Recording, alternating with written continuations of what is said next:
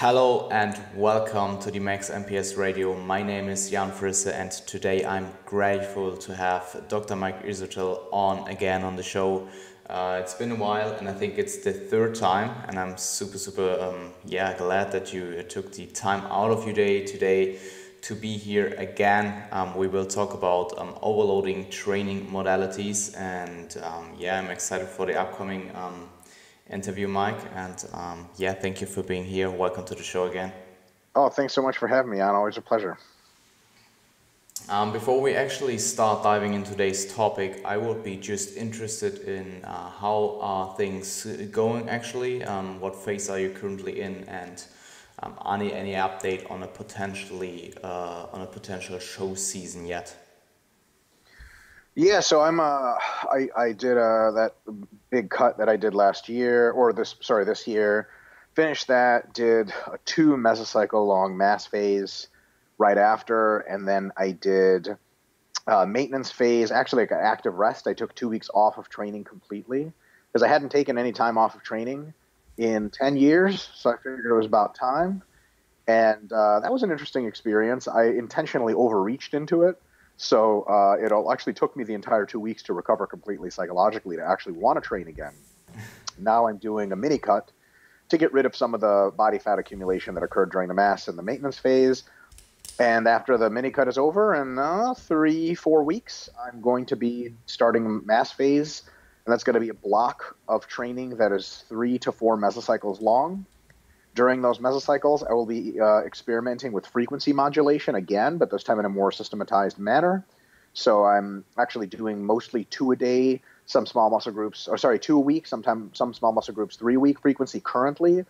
In my next mass phase, in the first mass phase, I'll do the same, but I'll split it up into more sessions. So I get, like, for example, arms, I currently train after muscle groups that are larger. I'm going to be training arms on their own and shoulders on their own. So it's going to be, I'm doing 6 sessions a week now. I will be doing 8 sessions a week in my next mesocycle. The one after that, I'll be doing 11 sessions a week. And the one after, I'll actually be doing 12 sessions a week. That last one, if my body doesn't, it's going to be 12 sessions a week. That means 6 days a week, 2 a days. And in addition to that, I'm going to be trying to train every single muscle group 4 times a week. And I have to get very, very creative with volume intensity manipulations in order to do that. But the last time I trained, during this last cut and this last mass, I did 3 times a week training, and it actually was very successful, and I did survive it, although I will say that my recovery had to be very, very, very on point, and I had to do some very creative things, which I'll be talking about at various points in order to stay ahead of schedule or ahead of the recovery curve. And then after that, I'll do another probably a little mini cut, a phase of lower volume training, maintenance, and then I'll probably do another one of these mass mesocycles. And when I do that mass mesocycle, it'll be mass macrocycle block, training block. I'm getting my terms all mixed up today. And chose 2 mass blocks from now, which should be about this time next year. And then I'll probably start to look to compete because I'll be about as muscular as I get in my career at that point. And then we'll see how big I am, and we'll see how things go. But for now, just starting my training this past week and a half, training's feeling excellent. My technique feels really good. I'm really excited about hitting some really, really big time PRs on a bunch of compound movements. And so far, so good. So that's where I'm doing. So you just started your mini cut, right? Yeah, so I started it like a week and a half ago, but mini cuts aren't that long, so I guess it's not maybe just started as a little bit illusory. Mm-hmm. Probably like 25% in or something like that. There you go, exactly, yeah. Cool. I found it really interesting that you're currently, or in the near past, actually started implementing higher frequency and actually experimenting with those. I just recently switched from basically training every major muscle group 2 times per week to 3 times per week. So I'm currently running an upper lower 3 times per week. Because I was How is that working? It's basically upper lower rest.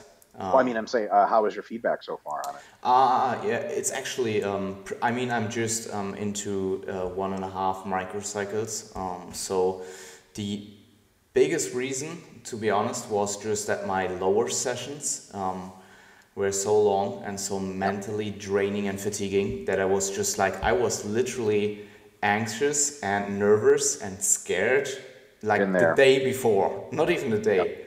Like on a day it was even worse. But like I think with that split or with that structure, I rather view it as structure rather than a specific split, because I'm actually Mm-hmm. training my arms and my delts still 4 times per week. Mm-hmm. I think it's definitely helping with having the same volumes or training with the same volumes, but overall accumulating less fatigue, especially mental fatigue over the week. Yep. Yep. So yeah, that's definitely something interesting, and I will probably start implementing that in my improvement season or gaining season, whatever you want to call it, Sure. Sure. after the prep. Very cool. Yes, yes, yes. Today's topic, it will be actually overload training modalities, and you actually talked about that in the UK in the practical day in the last UK Revive RP conference. And my first question, my initial startup question would be, could you go through the overload training modalities and how and where would you place each and every one in a hypertrophy macrocycle, and with how much focus in each phase? And we will just go through them, and I will ask more specific questions to each of those in between the actually modalities. Sure. Some of these are not so much phase specific as they are in individual situation specific, so I can get into that as well if that's okay with you. Absolutely. Okay, great. So, there's, I think, 9 modalities, overload training modalities that we cover in the eventually upcoming hypertrophy book, which is actually well on its way in editing. So it should be done by early next year. And so the first one is straight sets. I mean, it's the most common by a long shot that anyone does. And straight sets are just like when you do a set of, roughly 5 to 20 repetitions for hypertrophy. And you do that set. You got, within 4 reps of failure or closer, you rest enough time to get all of your breath back normally to get another good performance, and then you repeat the process. And that's the kind of training you normally do for hypertrophy. It has a variety of benefits. It allows for the heaviest kind of loading, and it allows for very easy tracking and very easy making sure that you're providing overload over and over, because there's no nuance to tracking. It's just how many reps you got at how much weight. And it's kind of the meat and potatoes, the baseline, the default you would program for almost everyone in almost every case. And then a very, very related concept to that is down sets. It's really just more straight sets. But the trick here is that instead of, for example, doing squats for 4 sets and then doing leg presses for another 2 sets, what you would do is you would take weight off of the squat bar and do another 2 sets. And down sets are really just a way to get more training volume without having to go through warming up for another exercise. And that's not just the warming up, but also putting more plates on and taking plates off. When you think about it, it really does add up to systemic fatigue. And even if that doesn't impact your workout at the time, it will impact your overall fatigue over the course of the training week. So really quick, imagine a situation, Jan, if you were training, and let's say we all had robot assistants. Let's say you had a robot put all the weight on the bar and take all the weight off for you. How much more volume could you do per week if that was the case? Probably so.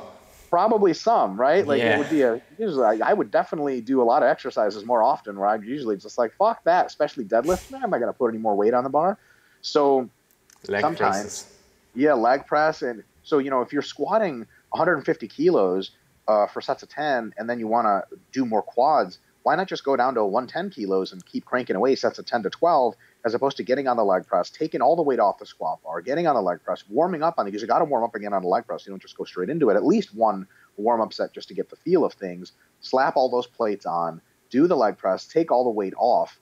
Sometimes you have to do that because you'll do 2 exercises in a session, but sometimes you can get more out of an exercise by doing down sets. So there's the application there. And a lot of times people will ask, they're like, how much weight should I do on down sets? And they sort of assume there's a formula there. The answer to how much weight to do on down sets is what intensity range do you want to work in, and you don't want to dip below. So for example, let's say you're working with 80% of your 1 rep max, and that day, that session that you're training, you said to yourself, okay, later in the week, I'm doing weights between 70 and 50% of my 1 rep max. Later in the week again, in the third session, I'm doing weights between 30 and 50% of my 1 rep max, really, really light weights, right?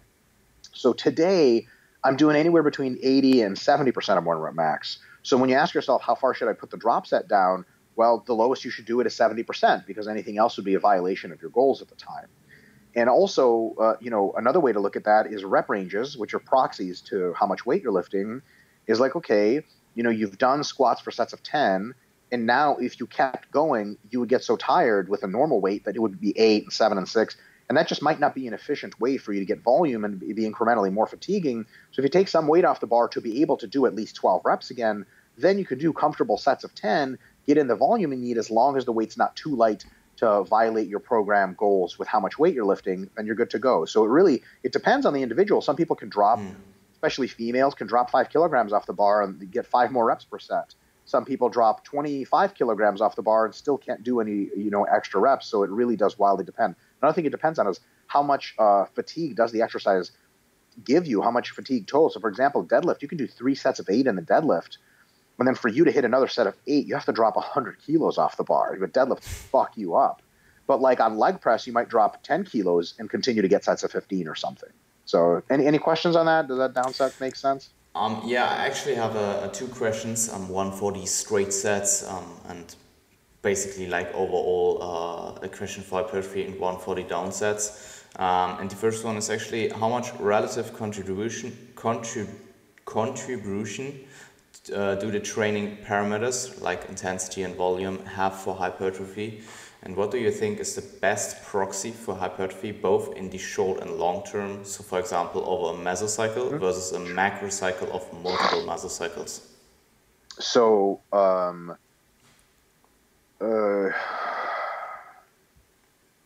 was the first part of your question? It was basically like how much relative contribution do volume and intensity have, and how does that apply to a straight set in the individual different rep ranges? So, they've done quite a bit of research on this now, certainly not enough to draw very, very firm conclusions, but they've demonstrated that, south of 30% 1 rep max, it doesn't even matter if you go to failure, you just don't get very robust hypertrophy anymore or as robust. North of 85% max or so, the stimulus to fatigue ratio of each repetition becomes so massive, so low, the fatigue becomes so high that you can absolutely grow if you train north of 85%, but it's just not an efficient way to do so. Actually, efficient is not the term. It's not the best way to do so, because if you are limited by systemic and local fatigue in your program, which if you're training hard you will be, you can just squeeze in more stimulus if you train lighter than 85%, right? So the stimulus to fatigue trade-off is poor there. So anything between 30 and 85% seems roughly equivalent in the short term for hypertrophy gains. I'm not sure if that's the case in the long term. It could be, but we just don't know that yet. So as a scientist, I have to say that for now, we can't be certain that there are any hypertrophy differences in the long term between very lightweight, 30% 1RM and 85% 1RM. Some more research has shown, not very convincingly, but convincingly enough to try this at least, that a diversity of rep ranges within those intensity ranges is probably the best idea. So you probably don't want to train exclusively in just 85% or just 30% or just 60%. You probably want to train all through those ranges. So which really means is that your program could be composed of sets of 5 to 10 reps, sets of 10 to 20 reps, and sets of 20 to 30 reps relatively close to failure. And if that's the case, you're probably hitting all of your necessaries. And so the next question is volume, right? What is the contribution of volume? Well, so volume seems to have quite a big effect on the degree of hypertrophy you attain, but that effect tends to diminish with advanced training age. Another way of putting that is that your MEV to MRV distance closes as you get more advanced in training age. So there ends up being only a very small margin of volume that's actually effective for you. Anything lower doesn't grow you anymore. Anything higher you can't recover from. But beginners and intermediates usually have a very, very large discrepancy between their MEVs and MRVs. I'll make a specific research reference example. Research in sets per session for hypertrophy has shown dependable, robust, detectable gains in beginners and early intermediates between as few as 1 set per session, usually we'll say for early intermediates 2 to 3 sets per session, all the way up to 10 to 12 sets per session for sure. I mean, it's been shown higher, but dependably has been shown very, very high growth, 10 to 12 sets per session. So just taking that for intermediates, let's say it's 3 to 10 is the answer, right? 3 sets per session grows you, 10 sets per session grows you as well. Fine. Both do a good job. The thing is, as you go from 3 to 4 to 5 to 6, if you design a study in which groups get either 3, either 4, either 5, either 6, so on and so forth, all the way up to 10 sets per session, all the way to roughly 8 and probably equivalent at 10, you actually get more hypertrophy the more sets you do. Right? Like, so if you have a group of people doing 3 sets per session or another group of people doing 8 sets per session, in almost every scenario in which the people are intermediately trained and can recover relatively well, the 8-set group's just going to grow more, okay? Provided they're recovering between sessions, so on and so forth. So if you do like a 3 sessions per week for the quads, the group that does 8 sets per session is going to get bigger muscles than the group does 3 sets per session, right? So there's a linearity there to some extent, or an incremental pattern where more volume per session, up to a point, of course, yields more hypertrophy. The thing is, and when people ask what's more important for hypertrophy, intensity or volume, intensity gets your foot in the door. Like if you are doing 15% of your 1 rep max, it doesn't fucking matter, right? Because you're just not going to grow much at all. And if you're doing more than 85%, you're going to break before you have a chance to do anything. But here's the thing. As you go from 30% to 85% of intensity, there's no reason to believe from any of the literature that you get more gains as you go up. But for volume, there is every reason to believe you get more gains as you go up, to a point, of course, right?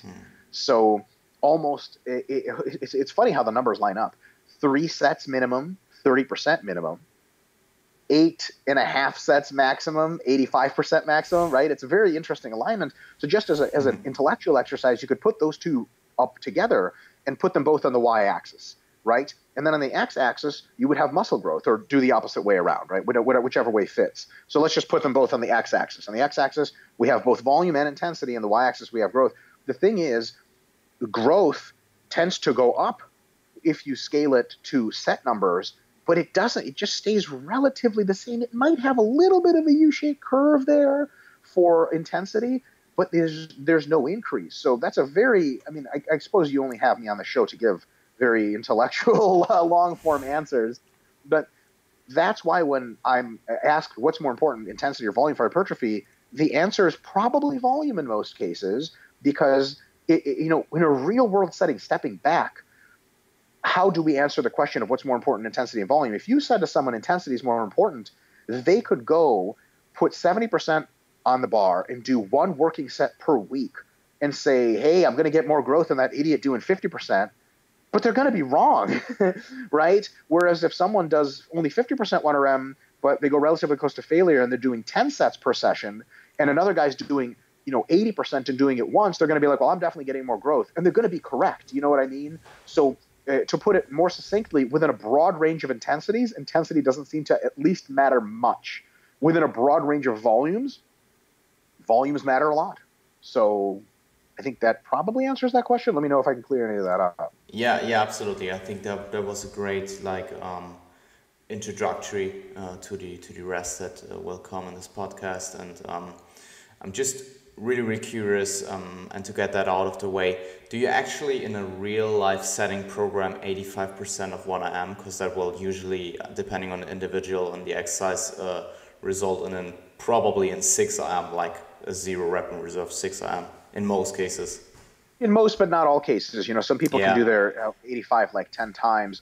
Something close to that, Jan. So, for example, like 2 days ago, I did Smith machine feet forward squats with a pause, and I did them. My first working set was 6. It was 6-5-4. That's what I got for reps. That's my heavy squatting for the week. Stiff-legged deadlifts, I'll do for sets of 5, no problem. That's a pretty decent volume for your hamstrings, actually. Conventional deadlifts, deficit deadlifts, good mornings.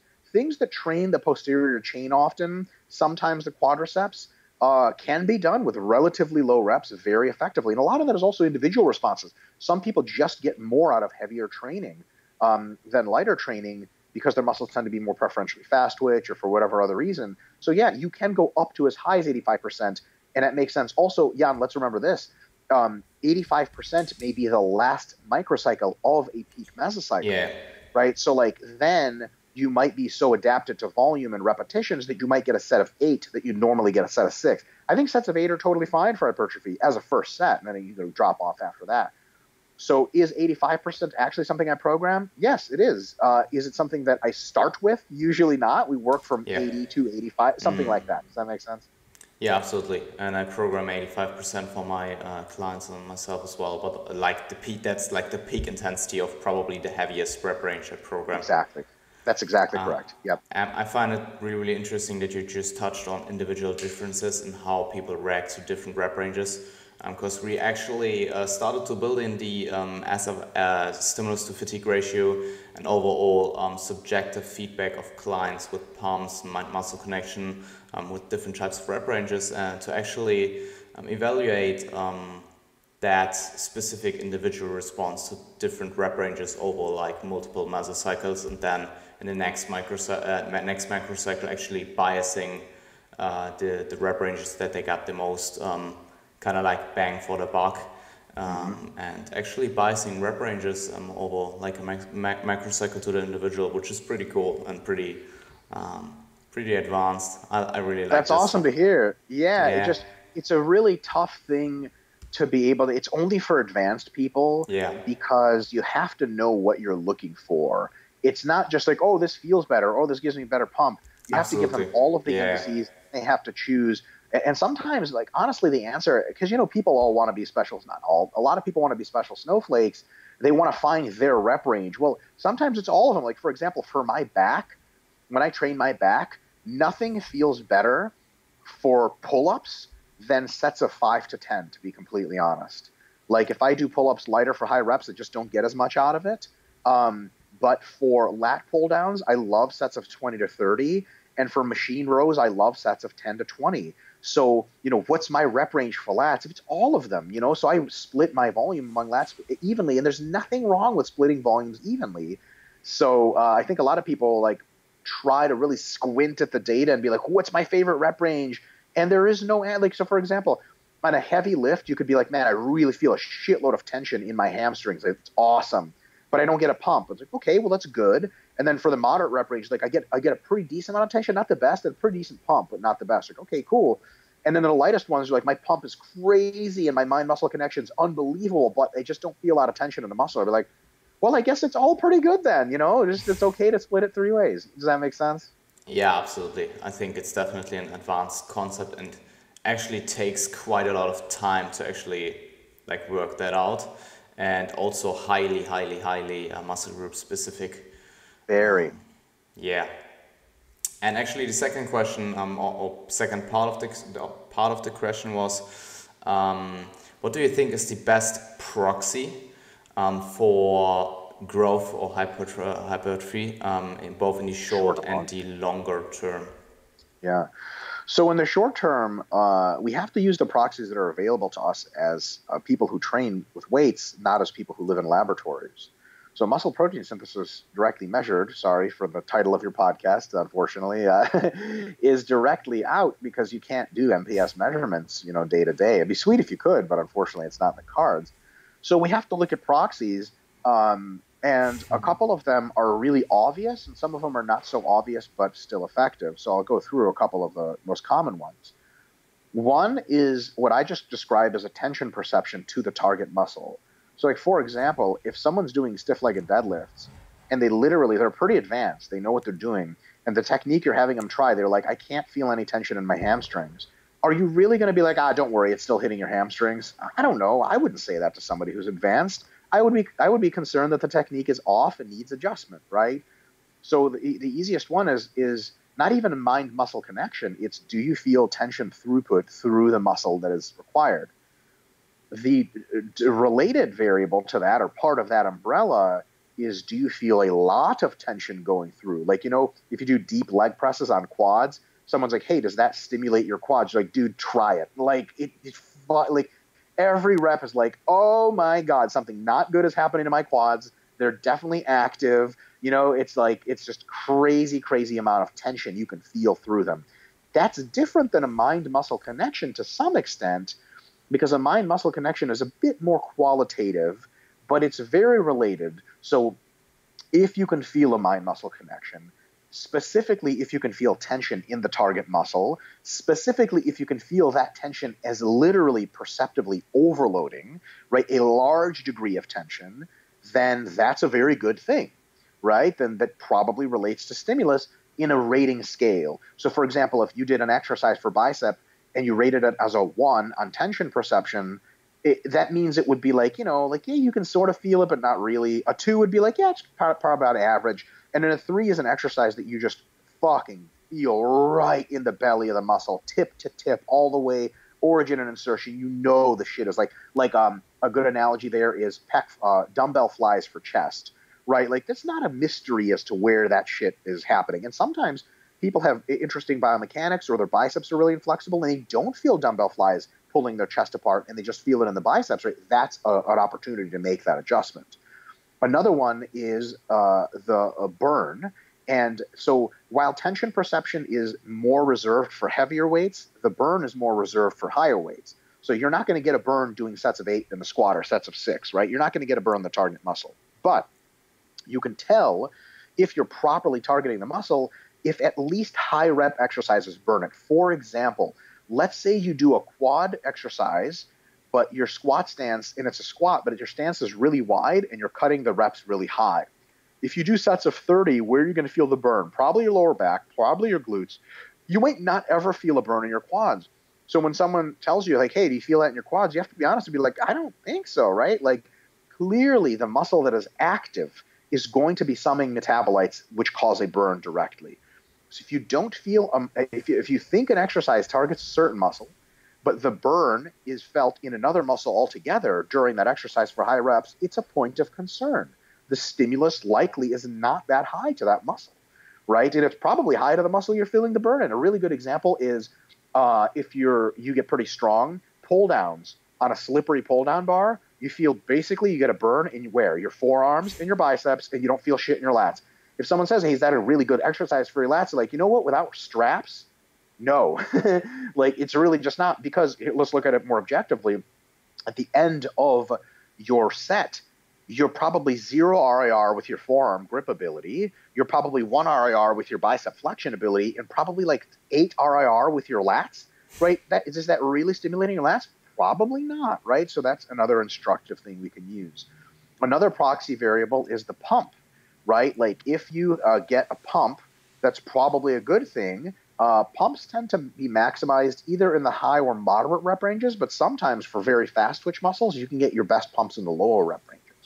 None of these are standalone indices, but a pump is generally a good thing. Why? Pump has been directly linked to hypertrophic mechanisms, cell swelling, and 2, the pump seems to be something you only get through homeostatic disruption to the target muscle. Like, if you do just a set of high reps, and it's just one set, and also if you're not very high rep responsive, you usually don't get a pump. You just get a lactate burn at the end of the set, and then you're like, eh. And people are like, how was that? You're like, I don't know, I'm just tired. Like, you don't get a pump running around the block either, but that's really high rep, and that's really is going to cause a lot of lactate burn. But if it's multiple high rep sets, or if just a few sets of lower reps, once your muscles are contracting incredibly greatly, and especially as homeostasis is disrupted, you start getting a really big pump. How do we know homeostasis has something to do with it? Well, if you do submaximal sets, like your 10 rep max for sets of 5, that's still heavy weight and a lot of contraction, but you have to do an inordinate number of sets of 5 in order to get a pump. And even if you don't get much lactate accumulation coming close to a set of 10, it's coming close to failure that's probably disrupting the physiology, and that disruption of physiology probably has something to do with causing a pump. A lot of that is the beginnings of infiltration by the immune system, so on and so forth. It's literally like something's fucked up, and now there is edema in the muscle, right? So a pump is instructive. The better the pump, probably the better the stimulus to a large extent. Pump also, we know, correlates to stimulus because we know volume does, and the pump correlates 1-to-1 to volume. Like, if you get a pump from 1 set, you're going to get a hell of a pump from 2 sets and a fucking crazy pump from 3, so on and so forth, right? So if we say, oh, it doesn't matter if you get a pump or not, like, really? Okay, here's another one in evidence of the pump. People say, well, that can't be true Because when I'm in a mass gain, I get a pump really easily, but when I'm in a cutting phase, I don't. Well, guess when you grow? You grow on a mass phase, not a cutting phase. I'm like, oh, fuck, right. Like, it takes you more sets to get a pump on a cutting phase. That's not by accident. That means you're less responsive to hypertrophy, or less hypertrophically responsive to a certain degree of stimulus. And then I suppose, lastly, for the purposes of this discussion, I'll mention delayed onset soreness. And delayed onset soreness is the term I usually refer, but the real answer is actually just soreness in general, the perception of physical disruption, which means after you're done training biceps, do they feel like they could just keep going and go again? Or does it feel like there's some little kind of, like you feel a little frayed in your biceps after you train them really hard? Like parts of them are like, there's little micro tears. You can almost feel the micro tears. Like, it's an instant onset soreness. It's not a deep DOMS, but it's like, some shit like crackle and pop, right? It's not my normal bicep. If I was to go to try to use it, and I could definitely tell, like, if you go to a restaurant and pick up a can of Coca-Cola an hour after training a really hard bicep session, you're like, ooh, something in there is not right. There's been some disruption, and that can actually be soreness that is instant, and then it could be that disruption. It could be soreness that onsets very soon, or it can be delayed onset soreness. Any of those are not a one-to-one metric to stimulus, but with a sufficient amount of volume, you should be able to get sore in most of your muscles. And if you're getting sore, that probably means you're doing enough volume relatively closely. So to put it another way, if you are not getting sore in a muscle group, there is a pretty good chance, not 100%, a decent chance you could be training it more and benefiting it. You could be putting in more stimulus. If you are getting sore in a muscle group, and especially if that soreness takes enough time to heal until you train again, you're probably training the muscle enough. And if the growth is still not occurring at any rate or your desired rate, there's probably some other cause to it. Does that make sense? So if someone comes and tells me like, hey, I'm not growing, but I never get sore, my first recourse is like, yeah, you might do better if you trained more up until you got sore. I'm not saying soreness is a good thing, because it might be ideal to actually train to the most you can train before you get sore, and that might be the peak growth, or the peak growth might be with an intermediate level of soreness. We're not sure yet. It's definitely not with a super high level of soreness, but it's almost certainly not when you don't get any soreness at all and you could keep going, right? So long as your performance is good, you haven't hit your MRV from a technical perspective, from an actual recovery perspective of performance, if you're not getting sore, you can probably do more and benefit. And almost all the studies have supported that so far. Like, almost every group of people they ever take think they're training enough, they train them more, they grow more, right? So there's definitely limits to that, but there's an argument. Whereas if someone came to me and said, hey, listen, I train, I get sore, like on a Monday, Thursday schedule for chest, I get sore Monday, I take until Thursday to heal, I get sore again Thursday and take until like Sunday to heal, but I'm not growing. I almost never tell them training more is your answer. I would say you probably have to eat more, sleep more intelligent program design, maybe even train less. So that's how I would use soreness. Soreness is like okay, if you get sore, you definitely did at least enough, probably more than enough. So those are the proxies that I typically use in training. Huge public service announcement. Never, ever, ever use just one of them. Use as many of them as you can. Some of them will be useless, like for sets of 6, rating your lactate accumulation, your burn is pointless. And some of them will be useful relatively all the time. Sometimes soreness is useless because like something like your side delts are not mechanically positioned to get sore, and they just won't get sore. Your performance, your MRV will be hit before they ever get sore. You literally just won't be able to recover. So we don't want to chase soreness, but for the muscles that get sore with reasonable volumes, if you are getting super fucking crazy sore, especially if your soreness is overlapping, then you probably are training too much. So that's how I'd approach this. You want a synthesis of as many of them as you can, and those are your proxies for hypertrophy. I really like how you actually really delved in deep into the acute proxies for hypertrophy. And my question, although that was great, and I think great insights, my question was actually on a mesocycle versus over a macrocycle level. Sure. We probably, a good proxy for hypertrophy, especially over the macrocycle, would probably be strength in the relative rep ranges for hypertrophy over sets and in pretty much all exercises in a specific muscle group. But I just recently read a post of you that you wrote about on, I think it was on Facebook, how on a mesocycle basis you probably want to do or use a proxy that is actually like the most volume in hard sets times the best strength gains in a specific rep range. And I actually wanted to let you dive in that topic a little bit deeper. Yeah, so it's a very complex topic actually, and there's a lot of nuance there, and I'm glad you brought it up. So now we had actually we probably won't get through all these. I can come back on your show 2 or 3 more times so we get off through all the rest of them. But I think this is a really good talking point. So we've covered the session-to-session proxies for hypertrophy, right? You've already mentioned that the macro scale or block scale processes or proxies for hypertrophy is rep strength in the various rep ranges on your lifts. That's completely correct. I would say also lifts that you're relatively used to doing and or lifts that are completely novel that you haven't done in a while. You don't want to use the in-between lifts that you're just getting warmed back up in because you could just gain strength on them through neural perspectives, right? But a good test of strength is like the last time you did cable curls, you hit 15 reps. The last time you did cable curls at the beginning of that run of cable curls, let's say you did cable curls 6 months ago and stopped 3 months ago. Your first cable curl session that you did, that first session at month 0, you did X number of reps, X amount of weight. Let's say 3 RIR. So like it's 12 reps, but it was 3 RIR. So I could have cut it down 15 reps.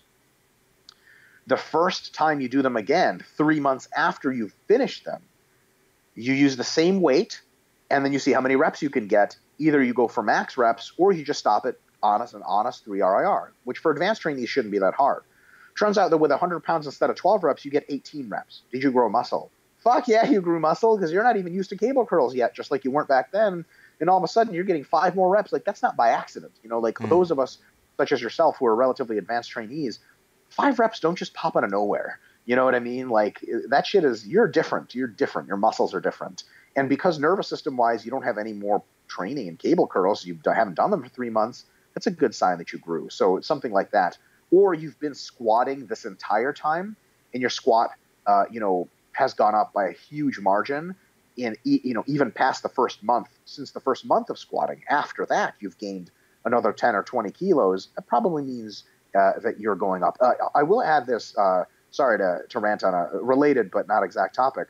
A really excellent way to make sure you're using the proxy of rep strength properly is to test multiple exercises that target that muscle group. If someone said to me, hey, like, I don't know if my quads are growing, but I PR'd on squats, like I 10 more kilos at sets of 10 than ever, I'll be like, interesting. Okay, that's good. It's a good sign. What's going on with your hack squats, lunges, and leg presses, right? And if they say, listen, everything has gone up, that's probably not neural adaptation, right? They're just bigger. But if they're like, yeah, my squat's up and my leg press is down, I'm like, could have gotten bigger. But really, when your muscles get bigger, pretty much everything else comes up, right? So a good way to make sure you're using it right is to, like I say, is my chest bigger? Take a look at your chest exercises you were doing 6 months ago, sets and reps. Take a look at the ones you're doing now. If most of them have improved, I would say if all of them have improved, almost certainly gain muscle. If it's 50-50, some have, some haven't, it's 50-50 whether or not you gain muscle. And lastly, if none of them have improved, I can almost guarantee you haven't gained any muscle. Or if you've gained muscle, you must have dieted down or really tired, and your conditions of comparison are not adequate. So that all makes sense? Absolutely. Cool. All right. So now we got the macrocycle or the block. We got the microcycle or the session. Let's zoom into the middle there between them and do the mesocycle. So typically people would say, if you're gaining strength mesocycle to mesocycle, then you're adding muscle. First problem with that is that neural learning effects are really prominent mesocycle to mesocycle. They're not prominent macro to macro nearly as much or block to block. But if you just started squatting with a certain stance last mesocycle, and then you're squatting with the stance this mesocycle, a lot of those gains in the first mesocycle could have been neural proficiency gains. You could have started squatting during a hypocaloric diet, we're actually losing quad size, and you still hit PRs. So you'd be like, well, I guess I'm not losing size, fellas, because I'm fucking squats going up. And it's like, yeah, it doesn't say much, okay? So that's problem number one. But problem number two is this. When you are examining your strength, you are examining a term in sports science is called preparedness. It's your ability to exert yourself at any given time and how hard you can work / how big of a PR can you set. Preparedness is a sum of two variables that are rather independent, fitness and fatigue. And as you train more, fitness goes up, but fatigue goes up as well. When we're asking the question of did I get stronger, we're asking the question of what is my preparedness? There are two ways to get pretty much the same preparedness. Your fitness has gone up a shitload, but your fatigue has gone up a lot too. Or your fitness didn't change at all, but your fatigue dropped. So to put this in perspective, you can gain 10 kilos on your squat doing an average of 20 sets per week in the quad work. And you can gain that exact number of kilos on your squat doing an average of 5 sets per week, but you taper down from 10, 5, 3, 2, 2 deload, and then you're ready to hit a huge PR. Your fitness hasn't changed. And fitness, the component we're looking for there is muscularity. Your muscle size has not gone up because there was insufficient volume, but you hit a big PR. So when we tell people, hey, it's your PRs meso to meso that matter, what people can do, and I've seen this happen, is they'll realize, man, if I train with lower volumes, I actually hit a bigger PR or the same PR as if higher volumes, and I have to work less. This must mean that like I'm growing just as much. Here's where we run into that problem. First of all, from a theoretical perspective, as I just described, you can't be sure you're not just masking your increased muscle size with an increased level of fatigue, right? You don't know. But it's worse. In multiple studies that have been done so far, several groups have been compared in strength and hypertrophy. And it turns out that the groups doing higher volumes usually get about the same strength as the ones with lower volumes, but they get more hypertrophy. So that's basically an exact demonstration of the fact that one group doesn't gain much muscle, but neurologically is not as fatigued, so performs very well. The other group gains a shitload of muscle, but also gains as much fatigue as it gained muscle and still performs about the same. So if you use just one mesocycle to judge your results, or even one mesocycle to the next, you could be just training essentially for almost pure strength or rep strength in that rep range and not actually training for size, and you would have no idea how to tell the difference. So what we're really looking for, proxies meso to meso, is am I training at a relatively high volume / is my strength also going up? And especially meso to meso, is it going up? Is the deload, after the deload wipes away the fatigue, am I seeing something? And can I repeat this in multiple mesos back to back? Here's what I mean. If you do a meso of average 5 reps, the first meso you get great results, great neural improvement. The second meso you probably won't get that much improvement because you're neurally maxed out. And that entire time over the 2 mesos, you've gained almost no muscle. However, if you do a mesocycle where you do sets of 10 and you do way more sets, you might get the same strength increase after the first meso and then get a very similar strength increase again in the second meso, because your muscularity continues to adapt even as your neural abilities are basically topped out. So it's a very, I wouldn't say seductive, it's very easy to fall into that trap of thinking that like, well, clearly, you know, I'm getting great gains. I got great gains in this mesocycle, so I'm doing the best. You want to get great gains meso to meso to meso to meso.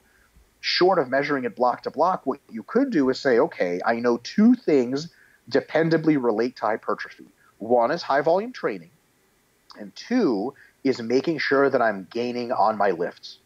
So what you can do is basically tell yourself, I'm going to train with a volume that's so high that it definitely doesn't make me weaker, and it's still getting me a little bit stronger micro to micro, or at the very least, my strength is stable micro to micro. And it's getting me gains meso to meso. That is a dependable way to cause hypertrophy. On the other hand, if you do low volume training, you can get gains within a mesocycle, but you know that's mostly because you're not accumulating a lot of fatigue, and you're probably not really just causing a whole lot of adaptation one way or the other as far as muscularity is concerned. So it's in that case better to side on the high volume side, err on the high volume side rather than the low volume side. I will say, however, there is no need to make these considerations if you train within your volume landmarks. If you start at your minimum effective volume or relatively close to that at the beginning of a mesocycle, and you slowly ramp up your training until you get to your MRV or close, you will have worked through all of the volume that you need to, and your average volume will be pretty close to optimal. And you'll never make that mistake, because somebody could say, well, listen, if I train with higher and higher volumes, wouldn't I get to a point where I'm actually getting weaker, and then that's kind of fucking too late? Because look, I did a whole mesocycle of 30 sets of quads. I realized I got weaker at the end of it when the fatigue came down. That means it was way too much volume. Yes, if you train MEV to MRV, you'll never get there. Because as you do 18 sets and 20 sets and 22 and 24, at some point you'll hit your MRV. You won't be able to recover session to session. And then by definition, you know, okay, any more volume than this is definitely in the negative. So if you just go MEV to MRV, you don't have to concern yourself with this. But if you do go MEV to MRV, you will train with a relatively high amount of volume, a volume that will be both making you stronger meso to meso to meso, and making sure that that strength is coming from a hypertrophic drive and not just neural drive. Super insightful, and actually, I think it's the same with actually comparing not only meso to meso, but only the individual micro to the next meso individual micro. So micro 1 to micro 2 micro 1, meso 1, micro 1, meso 2, micro 1, meso 3, and actually comparing your performance in like the same setting in terms of fatigue, or with the same amount of fatigue, rather than trying to artificially get like boost your strength. Yeah, induce your strength by lowering fatigue, and then actually test and have like higher performance. Here's another one. Like, people will say, like, you know, my squat's going up, but I had to put a belt on in this meso, and then I switched to low bar, but my squat's still going up. That's a good thing because I'm lifting more weight. It's like, yeah, if you're a powerlifter, it would be. For hypertrophy, it's not. Like, there's no point. So a really good thing about training in the IRR system, like you and I and many others do, and a good thing about tracking all of your numbers, not just your numbers on the peak week or week one, is you can do a mesocycle to mesocycle total comparison, where you squatted in the first meso, you squatted in the second, you squatted in the third. All you have to do is ask yourself, if I compare my first meso to my third meso, are the third meso relative intensities and so on and so forth, relative intensities, are the performances just higher all the time? And it's like, look, if micro 1's better than micro 1, 2's better than 2, 3 better than 3, you're just bigger. You know, there was never, you could have had a bad day or a good day, had a little bit less fatigue, had a little bit more, but generally speaking, you're going to have an average of about the same fatigue over the whole mesocycle's accumulation phase. So if you have better performance in one accumulation phase than another, especially if there's a mesocycle between them, you're probably growing muscle. Yeah, absolutely. I love when clients actually tell me that they have hit relative PRs. And by the way, really interesting discussion with John Peters on the Revive podcast. Thanks, I'm glad you liked it. That was pretty cool. And yeah, I realized that we will probably run short in time for all the 9 modalities. So well, how about this? I think we can get through controlled eccentrics and pauses and high rep short rests, and then we can save all of the metabolite stuff for another metabolite podcast. Is that okay with you? I would say let me ask my question for the downsets, and then if we have time, we can dive into the controlled eccentrics and pulse. Okay, cool. Because actually the downsets, I have the questions of how much emphasis would you put on resting longer or resting as long as possible to conserve performance in subsequent sets, and when is it actually better to do downsets? Yeah, so I think the question of rest has been asked by a few people in the wrong way. They're looking at the question of rest from an athletic performance standpoint or from a rigidity of measurement standpoint, where they want one of two answers. One, how do I get my best performance? Which is a fine question to ask if you're an athlete performer, not a bodybuilder. And two, how many minutes or seconds do I need to rest? Which is, it would be great if all answers ended up like that, but they don't, right? So what we actually need to do is, and this is something that Dr. James Hoffman has really, I would say, taught me very well, is the needs analysis and how important needs analysis is. In other words, what the fuck are you doing in the gym? Why are you there? Very specifically, why are you there? The answer for, let's say, when you're squatting for hypertrophy is, I want to contract, put tension on, potentially damage, potentially stimulate through metabolites, and thus grow my muscle fibers in my quadriceps. Specifically, all of them, but specifically the more high threshold ones. With me so far? Absolutely. Okay. That's the point. It's not to get 10 reps versus 8 on the squat.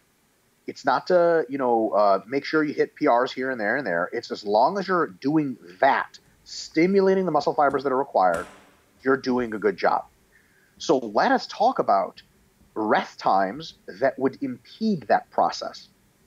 If you rest too short in the squat, the downside is that your systemic central fatigue, particularly from your lungs and your heart, your cardiovascular fatigue, could limit your central drive, your neural drive, and thus you're actually not, you're squatting up and down, but you get 5 reps instead of the 8 you could have if you rested longer. But it's not that you could have done more reps.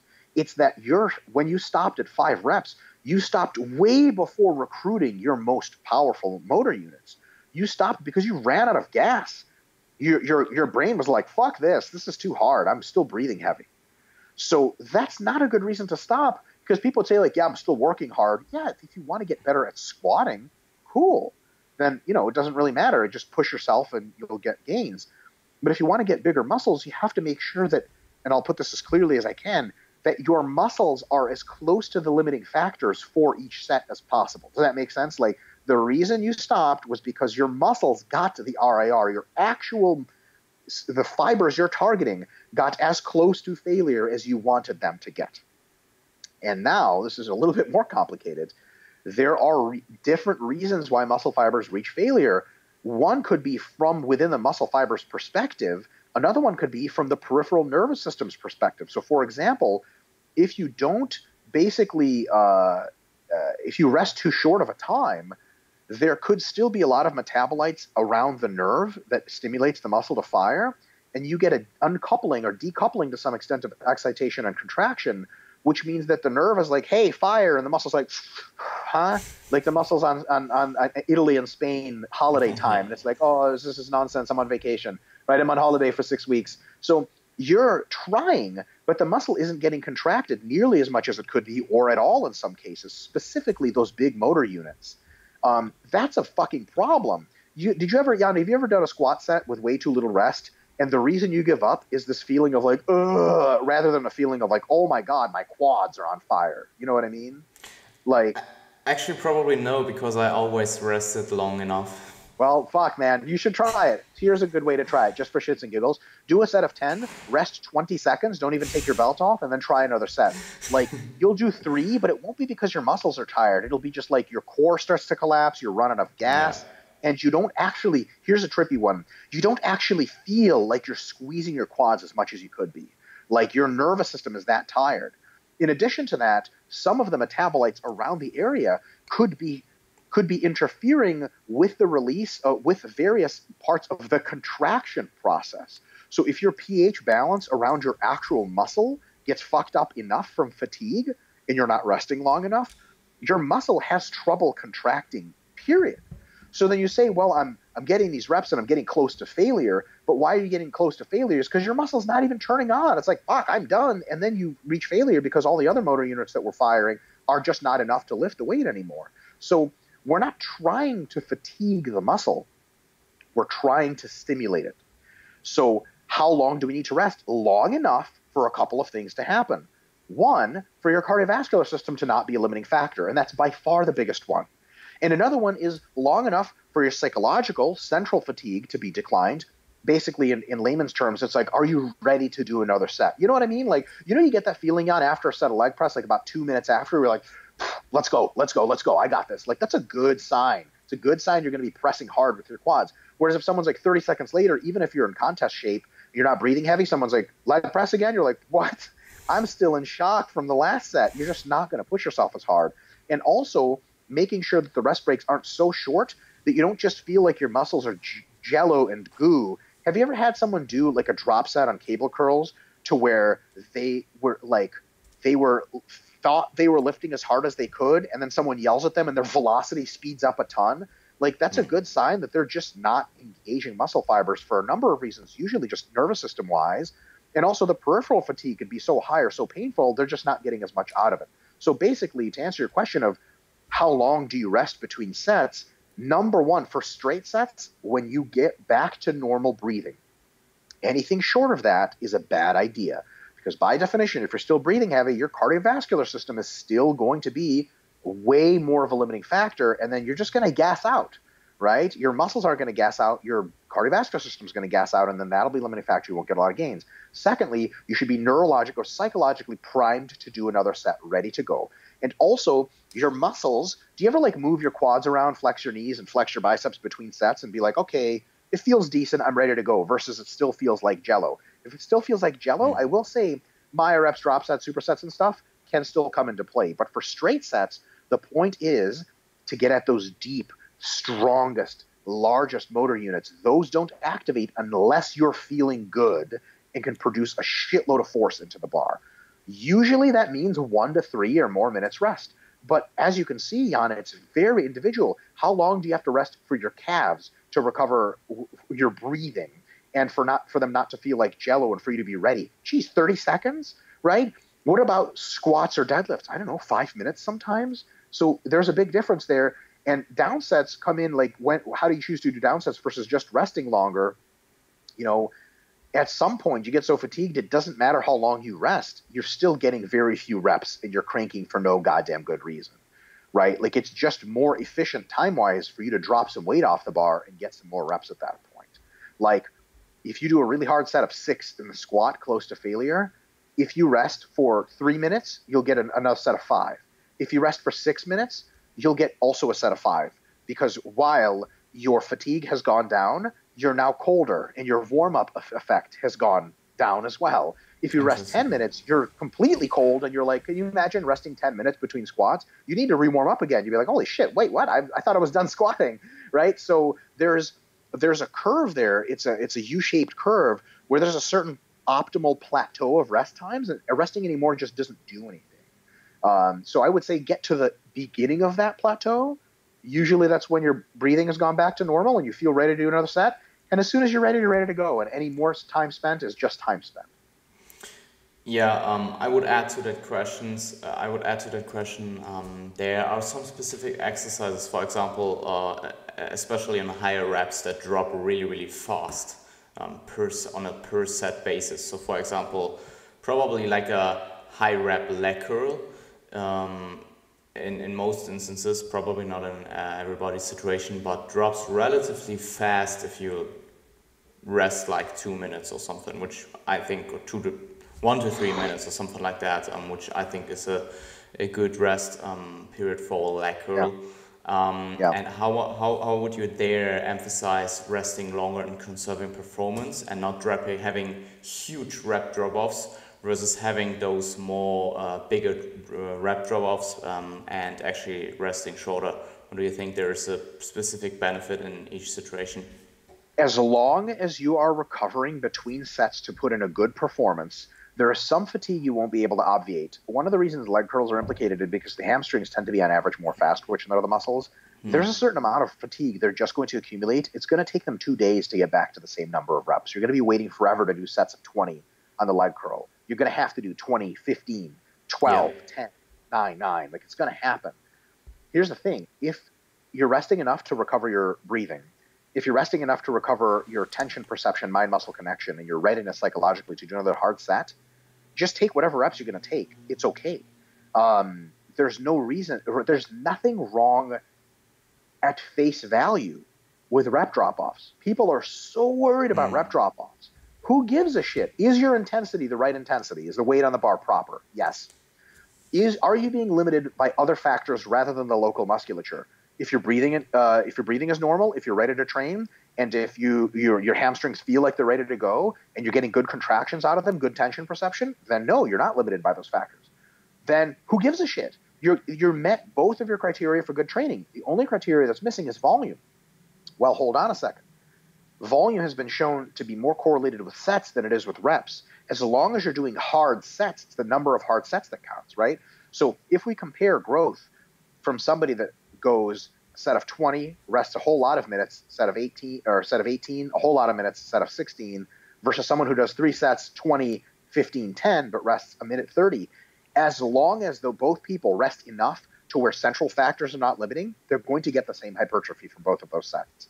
You could even make an argument, and this is an argument I have made before in several presentations, London in fact, that because those faster twitch motor units were already pre-fatigued from those earlier sets, you actually get more effective reps as a fraction of the next sets if your reps drop off.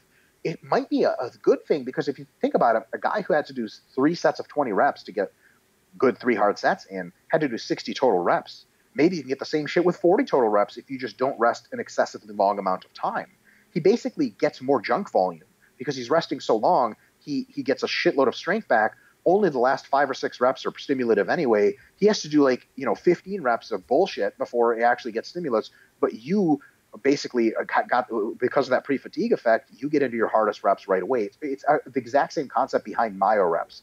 Like, why should I do a bunch of straight sets if I can just do a set of 3, rest, do a set of 3, rest, do a set of 3? As long as central factors are not limiting, and it's local factors that are limiting, you're getting a good muscle contraction out each time, a high degree of activation and tension, you're good to go. You don't need to worry about rep drop-offs at all. What I would say is within the following guidelines, that you need to stay within that 5 to 30 rep range. So I would say if your reps are dropping off 15, 10, 9, 9, 8, 7, 7, you're good. If your reps are like 15, 5, 3, 3, 2, 2, like sets of 3 and 2 are just, you might as well do less weight and do more reps, because that is actually too little volume, right? There's no amount of tension that can overcome that. So as long as your as long as your sets are not below 5 reps, you don't have to do down sets. You can choose to do down sets to be even more efficient, to limit systemic fatigue, so on and so forth. But as long as you're above 5 reps, you don't have to do down sets. If you're doing an exercise and it drops below 5 reps, you have to do down sets in order to maximize your optimality. I would assume the only option where a downset is probably no option would be if you do like really high rep sets, into let's say like to 20 to 30 reps, and you have such a huge rep drop off that you actually do multiple downset levels, I would say, and then at some point you probably go under 30% of 1M, which would then be suboptimal again, I would assume. That is very, very excellent thinking. I agree with you. I think that is right on. And that's something that on RP Plus we warn folks about, is rep ranges are just proxies for intensities. If your rep ranges, if you do multiple downsets, or if you do high reps at the end of a workout, you're going to end up seeing intensities that don't actually meet the minimum criteria. For example, let's say you're doing leg extensions, and you're doing them at the beginning of your workout for as many as 30 reps per set. Fine. What if you do a whole bunch of quad work and do leg extensions at the end of your workout with 30 reps per set? Well, that fatigued, what percent of your 1RM is a 30 rep set? Fuck, like 15? At the end of your workout, leg extensions, anything over 20 or 25 reps per set is probably too light. So there's times in which the 20 to 30 rep range doesn't even apply, because it's already too light. So it's absolutely true with downsets are almost always reserved for heavy 5 to 10 rep and moderate 10 to 20 rep ranges. Downsets for sets of 20 to 30, it just doesn't make any fucking sense. Also, here's another question. Why, like if your reps have dropped down to, let's say, sets of 10 from sets of 28, right? You 28 in a first, then 15, then 10. Why would you do a downset? Like, you're still getting sets of 10, a sets of 8. That's a really decent amount of reps. Like, great mind-muscle connection, no crazy metabolite burn if you're doing pull-downs in your forearms, right? Like, That's perfect. Some people are just like, well, I was supposed to do sets of 20 to 30, so I get a down sets to get back into that range. There's no magic in ranges. There's only magic in intensities. When you get tired, your ranges no longer line up to your intensities just because you're tired. So it's okay for rep drop off to occur. Brilliant. Absolutely. Cool, Mike. We can either wrap it up here or just go to the controlled eccentric pause stop. So you will probably come on again, I guess, for the metabolite stuff. Yes, and, let's finish controlled eccentric and paused, and then I'll come on because high rep short rest is really the beginning of metabolites, and we can finish all absolutely. And I have like tons of questions for that, so yeah. Super. Hit it. All right. So people ask, okay, straight sets are great, down sets are great. What about variations on momentum and cadence? They'll say, what about things that are like, how slowly should I be going on the eccentric? Should I take a pause? Should I control the concentric, or should I express my best abilities? And it is an overload modality that is different than straight sets and down sets because it is a change. But so far, the literature looks like this. Within roughly 3-second eccentric or faster, 3-second full pause at the bottom or faster, or a 3-second concentric or faster, results are roughly equivalent for hypertrophy. I will take an educated guess to say that anything faster than a 1-second eccentric does not load the musculature appropriately on the eccentric. It doesn't load the musculature remotely close to its full potential, and thus it is suboptimal. I will say that a pause as little as 3 seconds is totally cool, but and as long as 3 seconds is totally fine, so the pausing is neutral. But I would also say that for contraction purposes, and there is some evidence to suggest that higher velocities actually tax your fast twitch muscle fibers even more in some cases than going to failure with normal velocities. There is, and you definitely get higher levels of muscle activation at faster velocities, provided there's enough resistance there. So I would say limiting your concentric to as little as 3 seconds is close to optimal, but really trying to lift at a brisk pace. I wouldn't say explosively, but keeping your concentric to 1 or 2 seconds is probably better than 3.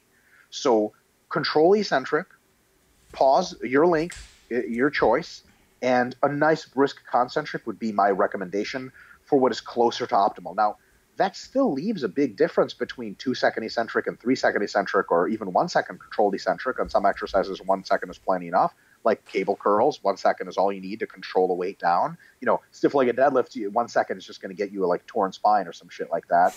So, between those, what is the benefit or the downside? Well, the time under tension doesn't actually change if you do controlled eccentric. So a lot of times people say, oh, hey, I saw you doing squats and the time under tension seemed like it was longer if you were doing controlled eccentrics. Is that why you do them?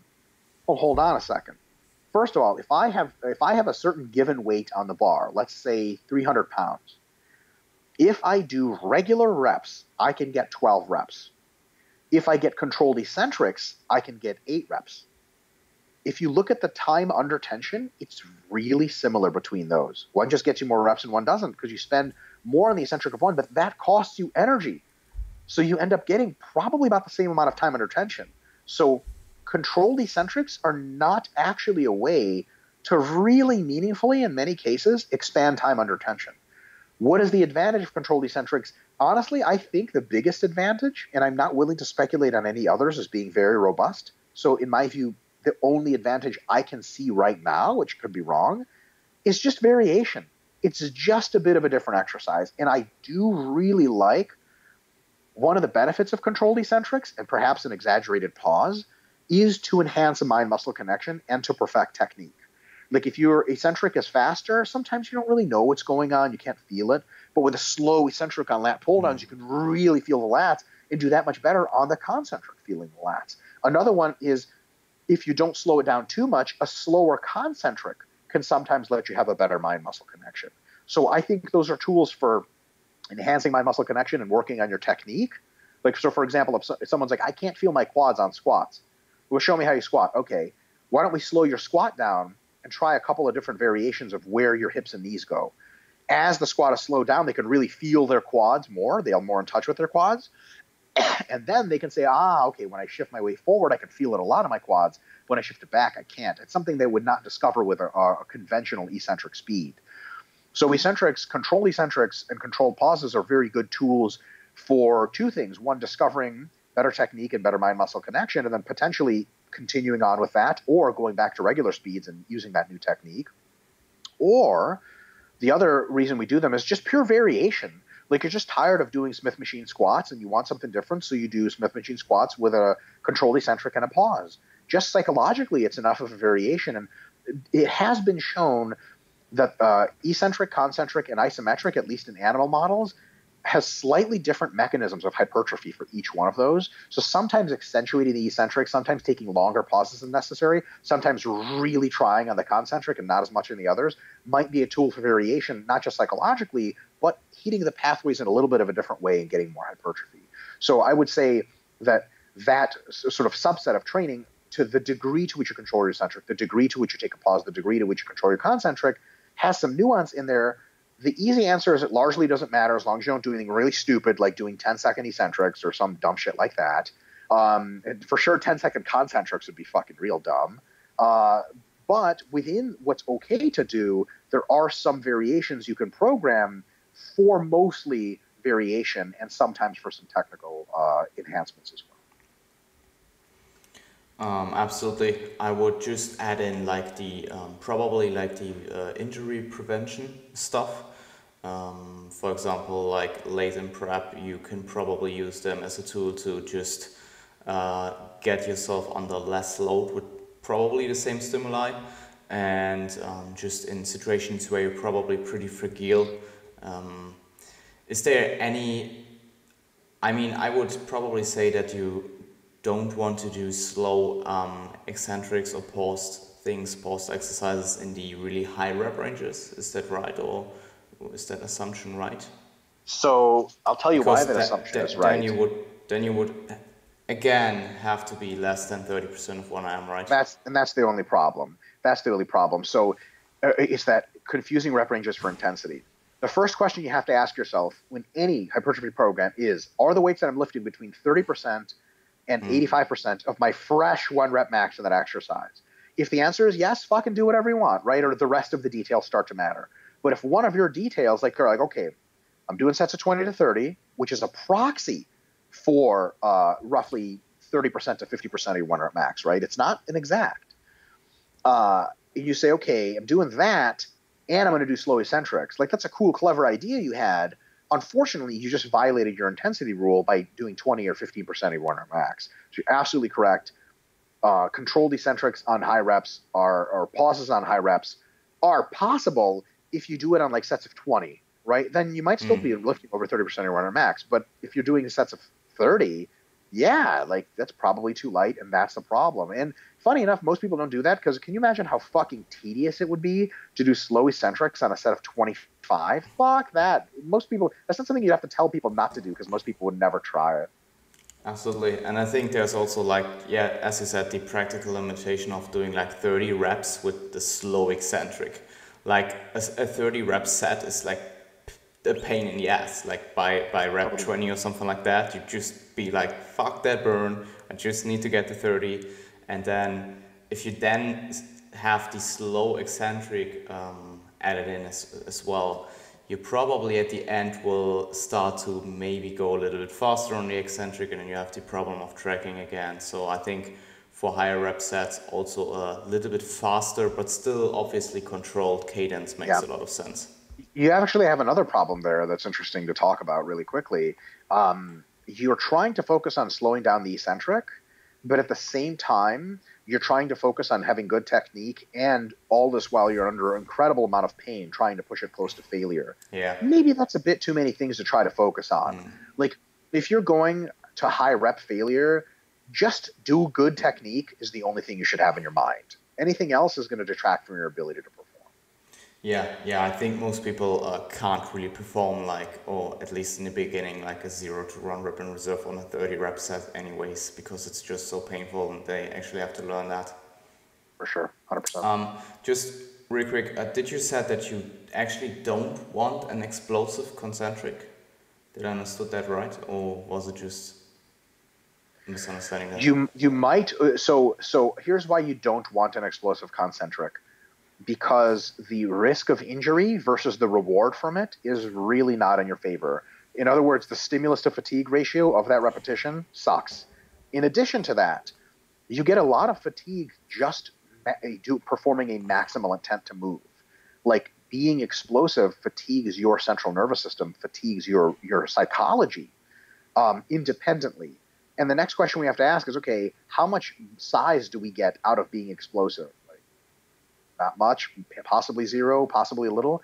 How much fatigue do we get? A ton. How much injury risk goes up? A ton. Can you imagine someone tearing their pec benching explosively for bodybuilding and being like, yeah, man, it's just what it takes. And someone was like, it's actually not what it takes. Like, you never had to do that. You could have gotten just as big benching like relatively normal speed. How fucking ripped off would they feel? You know what I mean? They'd be like, fuck, god damn it. Like, it's imagine someone squats for a while and their back hurts. And they're like, I have to squat to grow quads. And someone shows them how to do hack squats and Smith machine squats. And all of a sudden they're getting bigger quads and their back doesn't hurt. They'd feel really ripped off if you told them they had to squat. So just the same way when people are like, you got to go for explosive reps. Sometimes that works for lower repetitions, exercises in which the fast twitch muscles are the ones you really want to tax. And also you can be as explosive as you want as you get close to failure, because the resultant velocity is going to be really low. So you're not under any added risk. But if you're doing all of your reps explosively, especially if it's like sets of 15 to 20, you're just creating a whole lot of wobble, a whole lot of momentum, and a whole lot more movement than you need, and is some increased chance of injury. And also, look at it this way. You're generating really, really high velocities for all of those submaximal reps. Submaximal lifting at high velocities probably just doesn't do a whole lot for hypertrophy, but it gets you more tired than the opposite of doing relatively normal velocity. So there's almost nothing to gain. It's like if someone's like, hey, do you want to walk to the store or run to the store? You're like, I'm going to run. Be like, why? Be like, because I'll get there faster. It's like, you'll get there 30 seconds faster. Who gives a shit? Like, well, I don't know. Like, what's the downside? Well, you could fall and you could break your leg or something like that. Like, it's just, there's just no point in doing it. It offers almost no advantage, but the downside is really high. So maybe don't do it. Maybe add in the controlled explosive concentric rather than just explosive. Definitely not, never just explosive, always controlled explosive, but also there's a time and a place for explosive. I think that what you could a really good suggestion here is in the first several reps of your set, don't do explosive, just get the weight going. As the weight starts to feel heavier and the velocity slows down, increase the explosiveness to keep the velocity as high as you can. You get the best of both worlds. Whereas if you start first reps explosively, it's like, why are you doing that? There's no good reason that we can think of. If you're training for power, for strength, every rep is explosive. If you're training for hypertrophy, probably just the latter reps. Cool. Especially in the higher rep ranges, as you said, or moderate to higher. For sure. But also think of it this way. There's actually no choice. There is no choice against that. Because if you say, well, I'm not going to get explosive in my last reps, then your velocity is going to go to zero and you're going to go to failure. Someone's like, push harder, and you're like, oh, and you get another rep. When you just weren't at failure, going to failure or close demands that you essentially try to be explosive towards the end. That's when it matters. That's when it's actually safest. So for hypertrophy, that's what I would do. Yeah, brilliant. Great conclusion. So Mike, thank you so much for coming on. If you want to, you can plug all your stuff where people can find you again. I will link everything in the description as well. And then we will probably see each other in the next podcast on intensity techniques and metabolic stress. Perfect. Yep. At RP Strength on Instagram, at RP Dr. Mike on Instagram. And hopefully there's some good stuff there. We have the RP Diet app. It's getting really advanced. Diet Coach in your pocket. Check it out. It's on the iTunes Store and Google Play Store. It is not yet available in German language, but the Germans speak English very well, so you're good to go. Yeah, we do okay. We do okay, I guess. Cool, Mark. Thank you so much for coming on again. It was a pleasure, and I see you Awesome. really Thanks for soon. having me. Bye bye. Very cool. Bye.